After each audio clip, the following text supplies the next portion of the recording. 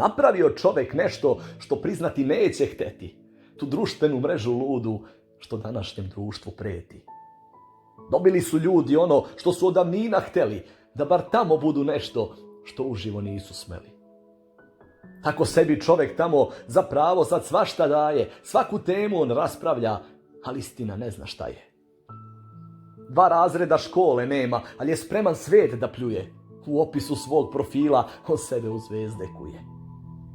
Pa je tako neko doktor, istoričar, političar, neko kvazi psiholog, vojnik, analitičar. Svašta čita, svašta čuje, ko papagaj on ponavlja, mudro sred dnevne razne citira pa na zicu ostavlja.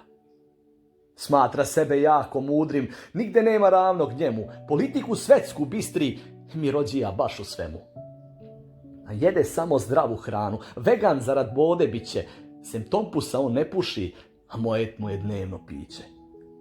Restorani, plaže, čuda, lažni perjem on se kiti, a zbog slikanja, takmičenja, podižu se i krediti. Iskvarena slika, deci, o životu tu se stvara. Svaki drugi profil ovde izgleda komesara. Sve zbog mode napumpane. Misle da su smodne piste. Sve jedna na drugu liči. U principu sve su iste. Iskrivljene poze neke zbog slikanja rade svašta. A nekad se baš iznenadim dokle ide ljudska mašta. Ali kad svetla se ugase, kad se publika utiša, surova realnost stupa i savez ga tad presliša. Poješće ga u samoći zavist, sueta i ego, rado bi iz svoje kože kad bi mogao on pobego. Ali niko nikad nije život ovde promenio, jer u 4 svoja zida on ostaje šta je bio.